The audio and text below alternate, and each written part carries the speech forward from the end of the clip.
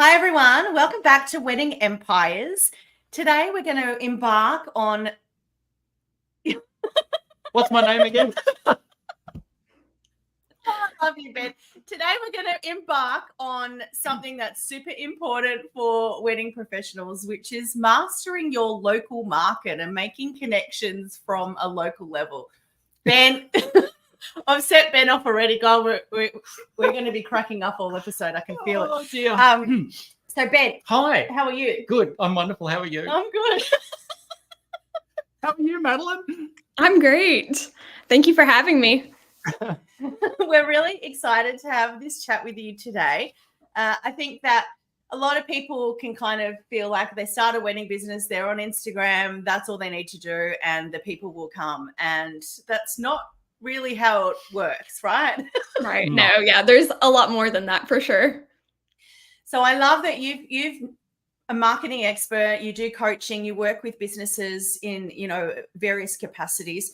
But one thing that you really niche down on is mastering this kind of local connections and local marketing. So I guess, can you explain to us kind of how you've ended up, specializing in that area? Yes, for sure. So it was actually kind of an accident. I never really planned on being in this area, much less being in marketing. But in college, I had an internship and it was with a marketing department. And I just thought it was so interesting. I loved it. I loved learning about businesses and how to promote them. And at the time, I also had a side hustle as a social media manager. And then after graduating, I decided to actually continue that and worked several part-time jobs over the next few years, just so I could continue to work on that business on the side. And actually, one of the part-time jobs that I had was in a brick and mortar business. It was a bookstore, actually, which was really fun. So I was able to learn a lot. And eventually, I was able to go full-time with my own business. I found that I really enjoyed working with brick and mortar businesses because there was just so much to do within the community, marketing wise. And then this was the key. I listened to what my clients wanted, and they didn't just want help with their social media. Like you said earlier, it goes beyond Instagram. So I started helping them with general marketing and creating and implementing a marketing strategy that worked for their business and that was custom to them. So I became a marketing strategist, and here we are. Amazing. So when you're building a marketing strategy for a business like that, and obviously we're all about wedding businesses, so say it's a local florist or something like that, what from a local perspective are some things that we'd expect to see in a marketing strategy for a business like that? Yeah, for sure. So the first thing that we do when we're creating a marketing strategy is I ask them about their goals. I get them to define kind of where they want to be, in a few months, a year, a few years. And then we take that and we start making like a roadmap to get there. So I always tell my clients that local marketing and creating lasting connections isn't just about your products or services. It's about how your business becomes an important part of the lives around you. So it's definitely not a one type or one size fits all type thing. No matter the business, you should make your clients feel like they're the hero and show them that they're special and belong with you. And again, that goes for any business. And so one thing that we do when we're making their strategy is I sit down and I tell them, okay, so think of 15 different ways that you can show up in your community, whether that's something big or something small, and just write them all down. And obviously, of course, in the end, I'm going to tell them to just pick a couple of those things because I don't want to overwhelm them and burn them out. But it's really good to come up with a bunch of ideas for them to choose from or even have for later. And, go into your florist example, one thing that they could do in their strategy and that would impact their local community is hosting a class or a workshop where they teach people how to arrange flowers so they can collaborate and even reach out to a local wedding venue and just say, hey, can I host this event here? I think it would be beneficial for both of us and just really impact the community, get our names out, that type of thing. If you're a photographer, you can host a quick pop-up in the park for engaged couples. You could tell them that you will offer a discount or a bonus if they hire you to shoot their wedding. So whatever it is, it's just, and we talk about this a lot, my clients and I, it's just following up with these people who could be clients for them, and it's showing them how they can work with them further. So, it's only the first step, the engagement session or the pop-up with the florist, but you can offer them a lot more support. So, and one thing I also tell them is just going to take some time to build those relationships in the community, but the results will be worth it. You just have to be consistent and provide excellent service. Yeah, I think, sorry, Ben, go. I like that term, pop up in the park. Oh, yeah. We're going to steal it now. I think if I did that, I might get arrested. So probably won't try that. But that kind of leads on to one of the questions that I had for you was like, what strategies do you recommend for increasing the business's visibility, like in your local community? And you touched on a bit of that just before. So right. So kind of going along with that, I think referral programs and loyalty programs are a great way to do that. And a lot of times it gets a bad connotation. I mean, you hear that and you're like, ugh, but actually word of mouth, I mean, it's a huge deal, especially in your community, because who are you going to trust? Your friends and your family, or just, a random ad that you see on Instagram or Facebook. And while those have their place, it's much more impactful when, it's coming from a person that they know. So I tell my clients, when you're making a referral program, it doesn't have to be difficult or hard. You just need to figure out what it looks like. So is that giving 10% off their next purchase for referring a friend, or maybe it's giving away a free gift? It just has to be something valuable for them. And then, just turning them into, I always say, turn your customers into your cheerleaders. So, just show them how much they mean to you, and then tell them about this referral program, because they're going to be excited to talk about it. If your services or products help people, then they're going to want to tell their friends and their family about it. So that is one of the biggest things that I see, that'll help you with your visibility in the local community. And through people's bellies. What do you mean? I've got a referral program that if a previous couple refer another couple to me and they actually book in and I shoot the wedding, I send them out to one of the local restaurants here that's a really nice restaurant for $100 dinner. Oh my God, I love that. Through the belly. It's the way to go. Yeah, wow. Yeah. I love that. Yeah. When I bought my business, I had bought a wedding planning business and I rebranded it and grew it and all the rest of it. But I moved to a new area, bought an existing wedding planning business, did not know any vendors at all, and really didn't have a massive budget at that time because I just bought a business. And I really relied on this local approach. The first place I went was around the corner where there was a florist near my house, and said, "Hi, I'm a new wedding planner. I'd like to, I love what you're doing and I'd love to promote your, working with you. So do you have any flyers or brochures or wedding packs that you could give me?" So I started promoting this guy. I hadn't worked with him, but, it was like my first step. And then I started going every Saturday to wineries, and I'd go with my husband and my kids, and I would, get a cheese board and a bottle of wine or whatever. And just while I was there, say, I love this. This is like the best part of That's the gig. An awesome tax write-off. I know. But I'd be like, by the way, is the event manager here, and I would just introduce myself in person, and I'd do something similar and say, "I'm a new wedding planner. I'd love to take your function packs or your event wedding packs and pop them inside, something for my clients." And just by doing that, I made these connections, and people remembered me because I was there in person, and we had this personal connection, something through our conversation or whatever. But the amount of vendors that send an email to these other vendors and that's it, like that's their intro. I just think as soon as you turn up in person and you make that personal connection, then you're leaps ahead, right? Do you agree? Oh, 100%. Personal connection is key. So just however you can make them feel special and feel like they belong with you, that will take you so far in marketing. Yeah. And being helpful, going in there and not asking for something from them in terms, can you refer me? But going in and offering to be helpful to help them. I think that goes a long way.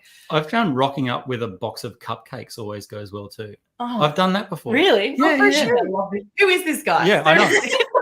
I should be a lot bigger than I am, like cake and cupcakes, and anyway. Yeah, wow. I love that.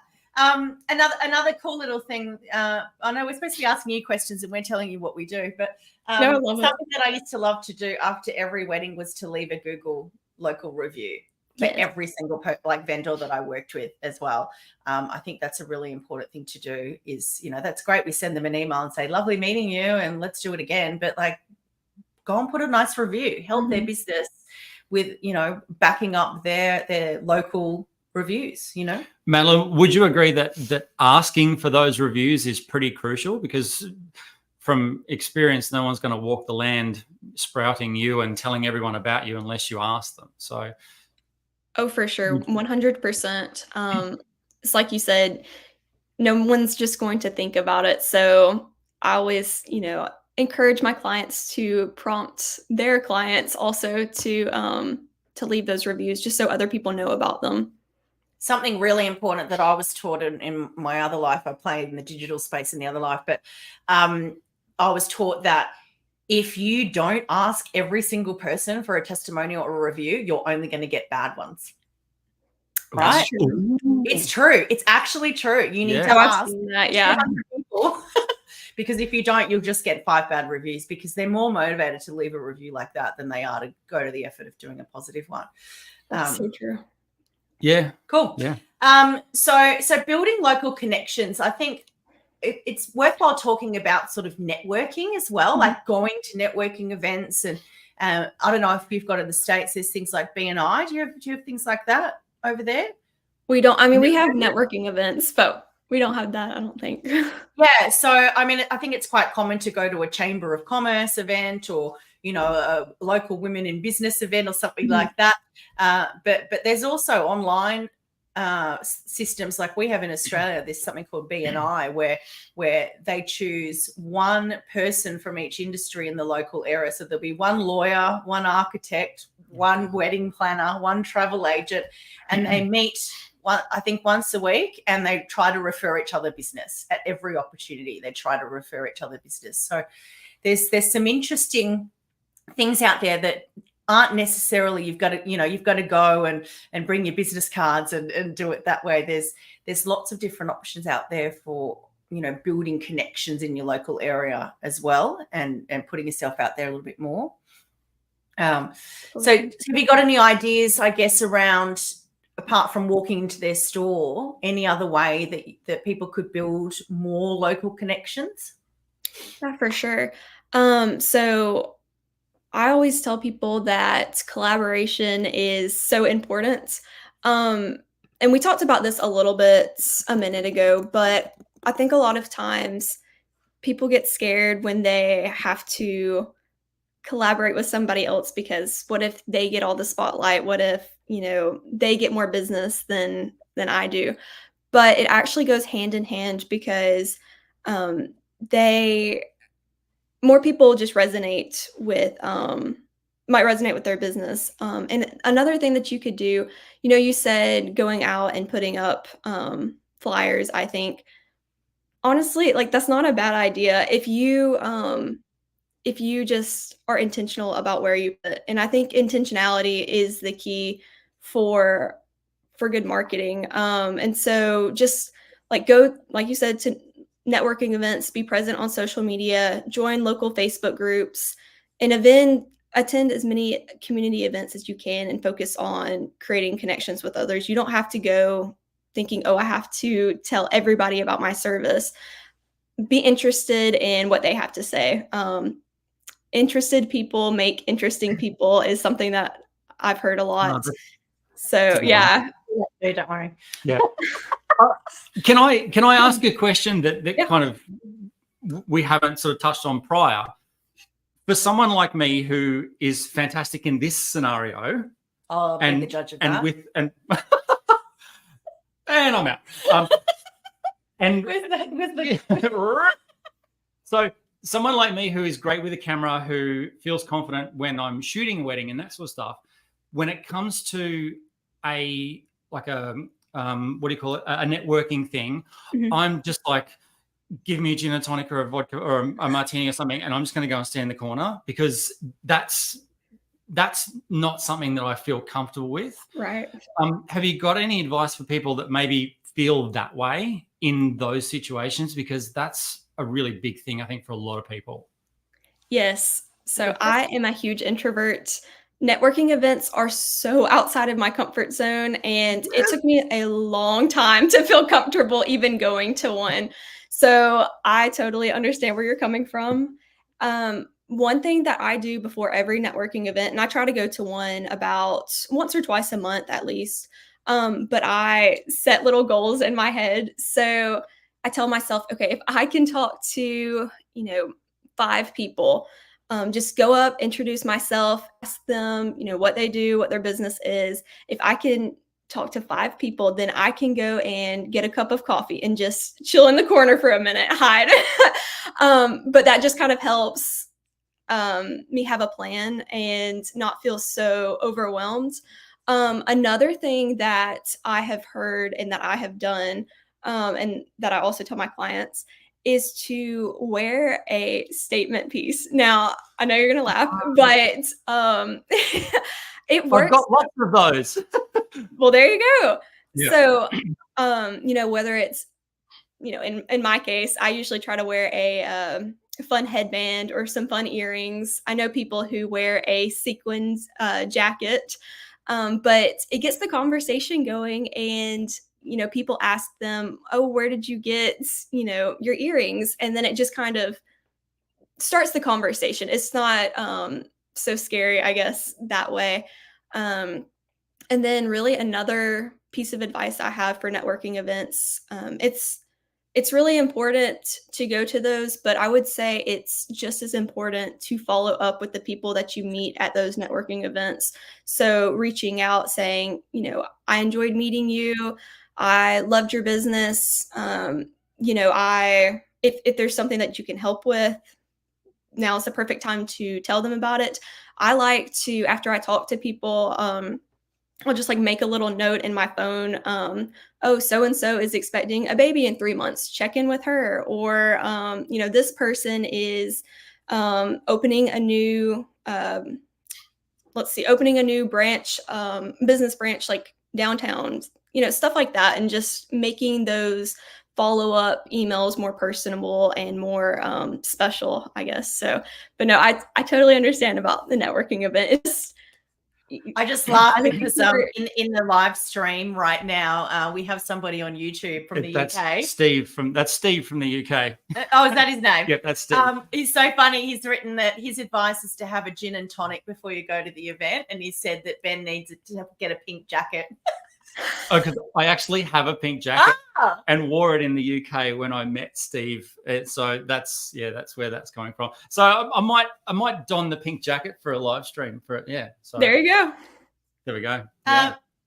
Years ago, I founded a women's professional network called Business in Heels, and it had 55 franchises around the world, which every single one had monthly women's professional network events. So I know a thing or two about professional networking events, but the whole reason that business did well was because I took the structure and the formality out of it. I had this idea that women in particular are natural born networkers. If we put them in a fabulous space and we give them champagne and excellent goodie bags, and we make more of the effort about attracting the right women, so it's a room full of interesting women with a couple of champagnes, we don't need to orchestrate it. It's just going to happen, right?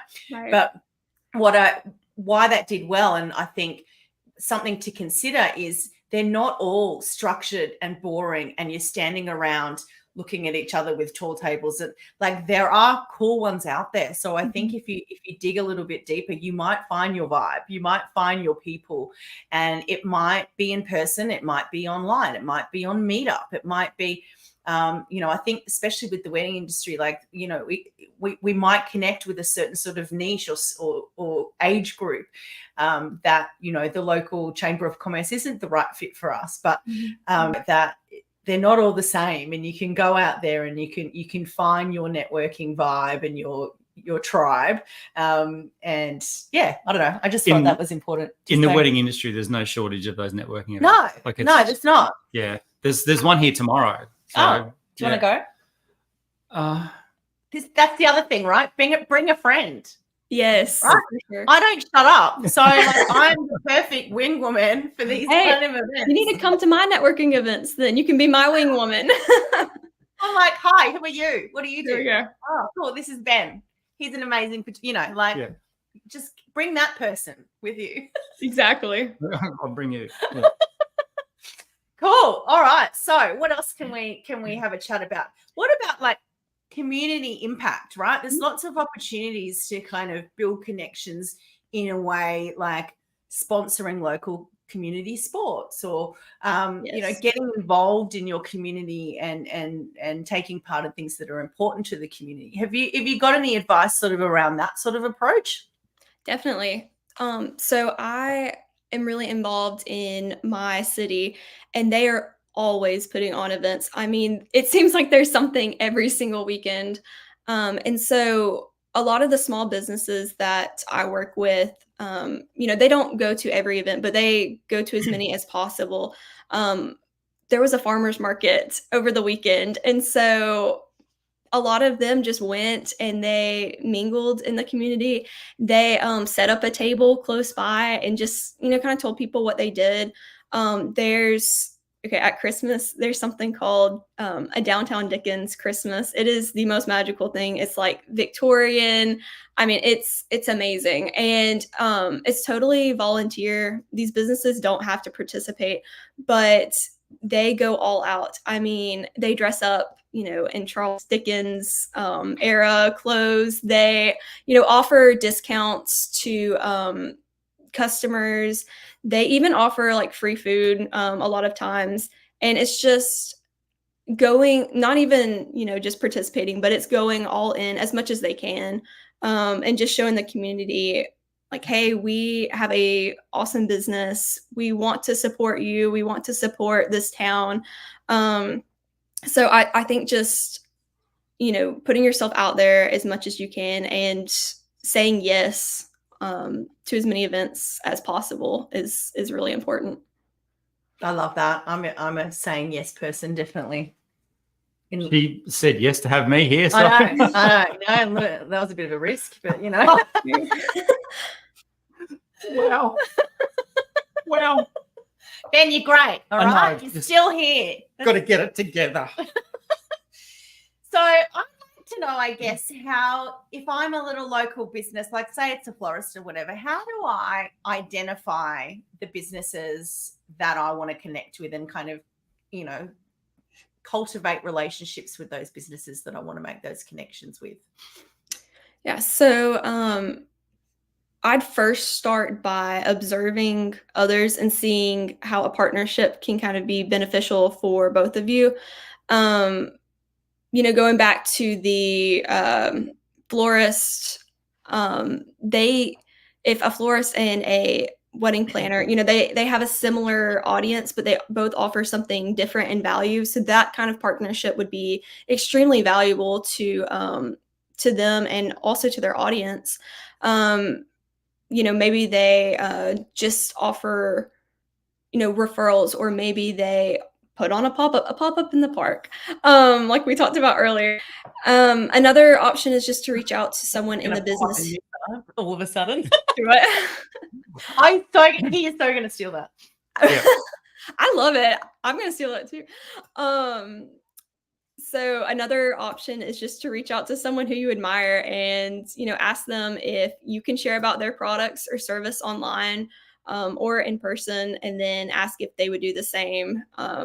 It's so much better to cultivate partnerships when you focus on how you can serve your audience instead of making it all about, me. I always say, make your audience your hero.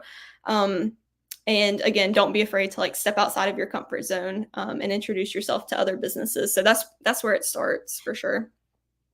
I think it's important to also realize in the wedding piece where you are in the order of making decisions for the couple, because for me as a wedding planner, they're usually deciding on the venue and then me. So if I've connected with a lot of venues and the venue, you know, I've gone in there and I've met them in person or whatever, and I'm top of mind, and they say, go with this Jack girl, she's amazing, blah, blah, blah, blah, blah. They're just going to do it 9 times out of 10, right? They're not going to look around. So if you're strategic about at what point are they choosing the photographer or the wedding planner or, you know, the venue or whatever, and you can make connections with the people that are before that, I think that's something that you should definitely prioritize, I think. Absolutely. In making connections, that kind of leads me into my next question for you in regard to making connections and competition, I guess, to a degree. In the wedding industry, there's a lot of competition, and unfortunately it kind of breaks my heart because I hate seeing competition between vendors of the same genre. So which kind of takes us to the infinite versus the finite kind of game, I guess, in terms of, you know, who we are in our businesses and that sort of stuff. So have you got any advice for wedding professionals around being an infinite player and seeing the competition as themselves in the mirror as opposed to the other people around them? Yeah, I think there are so many feelings of competition or inadequacy with others, and it's a really tough thing to overcome. But everyone has something to offer. So, you know, 2 photographers are not going to have the same style of pictures. Even wedding planners, they're not going to, you know, have a similar, or they're not going to be exact in how they work with you. So one thing that I would also advise, besides, you know, stop comparing yourself to others, is just learning from others also. So I think it's, even if you're in the same business as another person, just ask them to get a cup of coffee with you. And you might be surprised at how encouraging it is and how much you enjoy it. But just when you stop comparing yourself to others, you're able to get out of your own way and show your clients what makes you uniquely special. Don't worry what, you know, this other person is doing. Just, I mean, seriously, every single day, like, ask yourself, how can I serve my clients in the best way possible? What can I offer them that, you know, maybe somebody else doesn't? How can I make this experience, you know, personal and special to them? So just, you know, focusing more on what's in front of you and then learning from others instead of viewing them as the competition. That's speaking from the heart and very honestly to everyone that's watching. That's something that I've struggled with for pretty much all of my career, and I will still go to weddings and have that imposter syndrome, and still, you know, given as far as I've come, I'll still go, am I good enough? Like, am I going to be able to produce something that is amazing for this couple? Like, I don't think that potentially that's something that we ever as creatives master, I don't think. So yeah. Oh, Ben. Oh, we need to go to therapy after this. But for anyone that feels that, you're not alone. Like, it's something that every wedding professional, I think, feels, and you know, any creative, I think, feels. So if you're feeling that, don't think it's bad. Just look in the mirror and go, right, I can do this, and go out and shine. Yeah, I agree. And I think it's helpful to talk to other people, you know, like you just shared, knowing that other people struggle. It's not just you, and you're not alone in it. But it is something, you know, you can encourage other people with. So I like that. I'd like to talk a little bit about the follow-up. So you've gone to a networking event, or you've gone to a wedding and you've connected with someone. It's so important, that follow-up piece, right? Right. To whether it's you've come home and all the business cards have fallen out of your handbag from Business in Heels, which is what it used to be like for me. You have to make that effort to for me, it was go and find them on LinkedIn. I love that because it just backs up who you are straight away. I need to do that. You know, I get on LinkedIn, look them up, and that's why I've got like 29,000 connections on LinkedIn. It's insane. I look like I've got no friends at all on LinkedIn. I wasn't going to say anything, but Anyway, you know, moving on. but that follow-up piece, right, is so important, and it's important.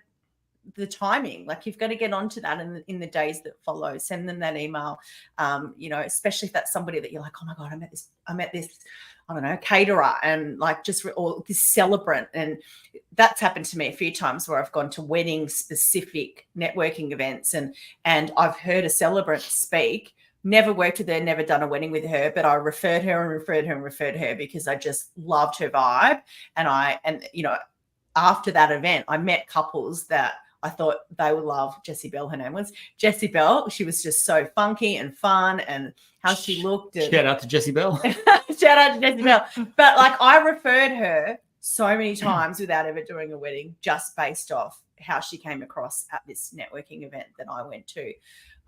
So you know, but my point was, it's just so important to follow up and really solidify those connections, and you know, refer business to them, and you know, pay it forward, so to speak. Not you know, great to meet you, Ben, at that networking event. Can you please send some business my way? Like that's going to go down like a lead balloon, right? But what's the best way to structure that little connection afterwards? So I actually really love sending voice messages. I usually am able to find them on Instagram, and I just think a voice message is so personal, and it just helps people get to know you even better. I like to start off with something that I learned about them. So again, going back to that earlier example, if I know that someone is, you know, has mentioned something to me that's going on in their life, like maybe they just got, or maybe they were going on a trip and it's a week after the networking event, and I send them a voice message and I say, hey, hope you enjoyed your trip to, you know, Hawaii. It was great meeting you at the networking event. I loved learning about you. And then if there is something that you can offer of value to them, that is what I would say first. So just trying to share something that will benefit them. And then, you know, eventually when you build that connection, you can ask them about, you know, if they're interested in your services.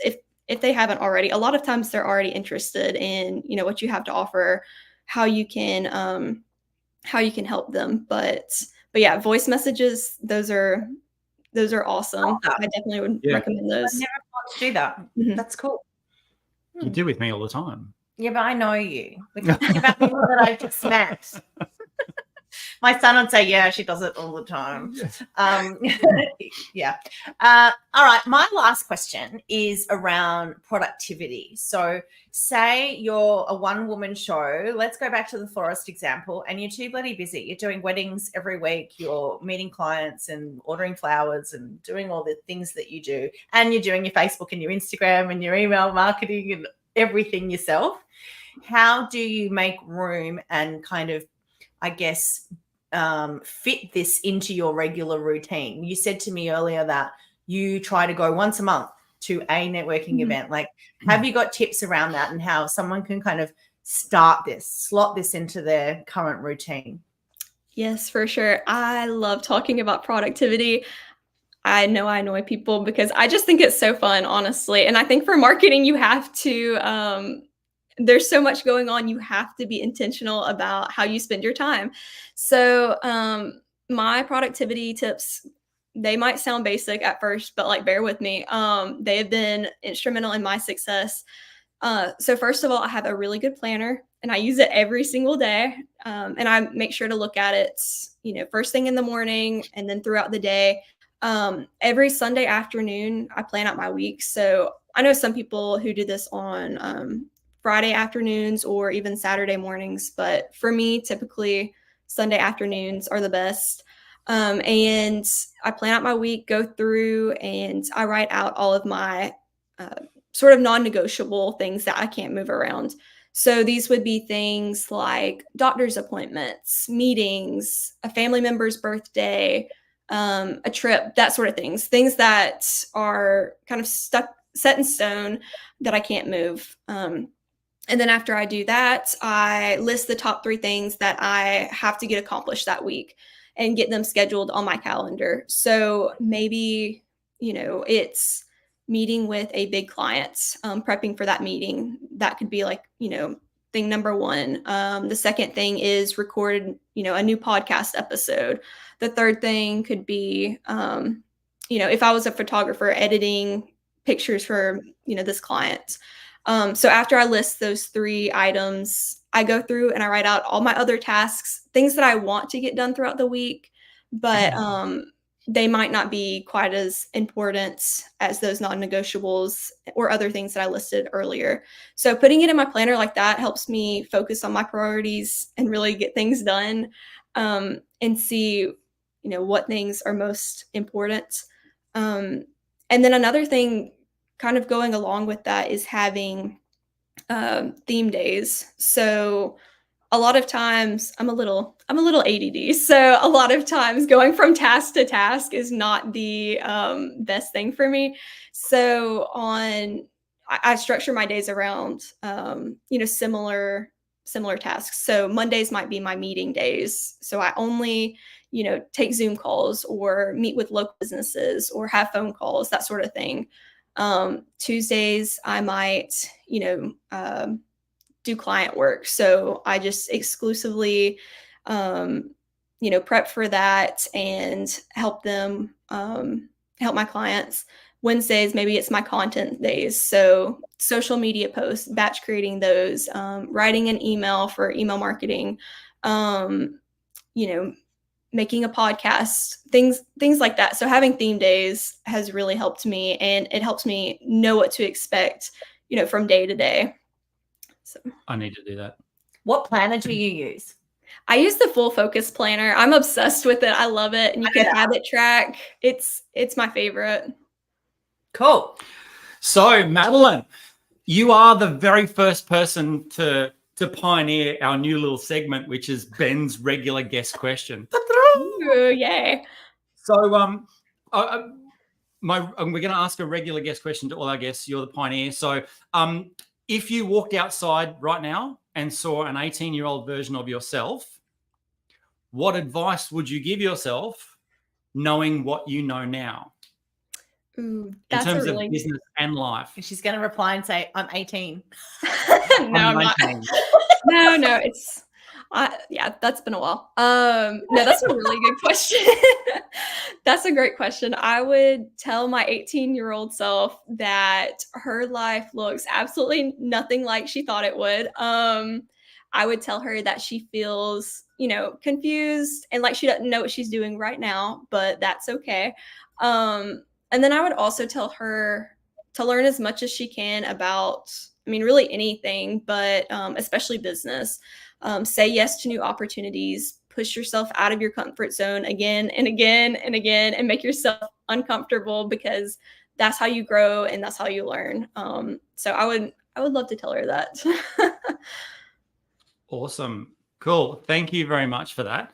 So guys, if anyone wants a free marketing audit for Wedding Empires Pro members, just have a look at madelynvictoriaco.com, and her Instagram is also madelynvictoriaco.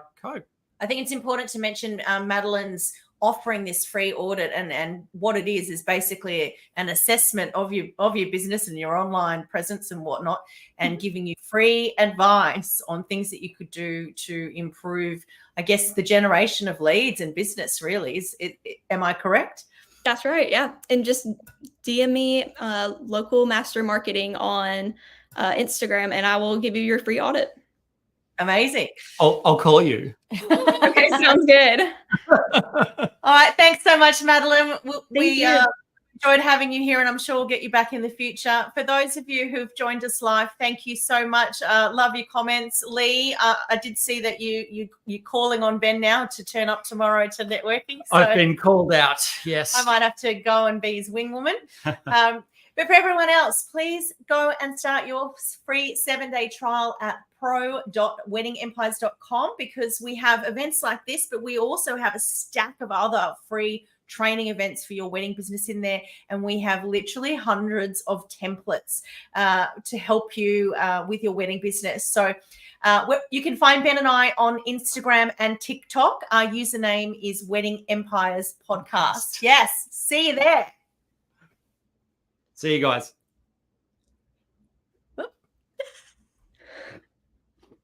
Hang on.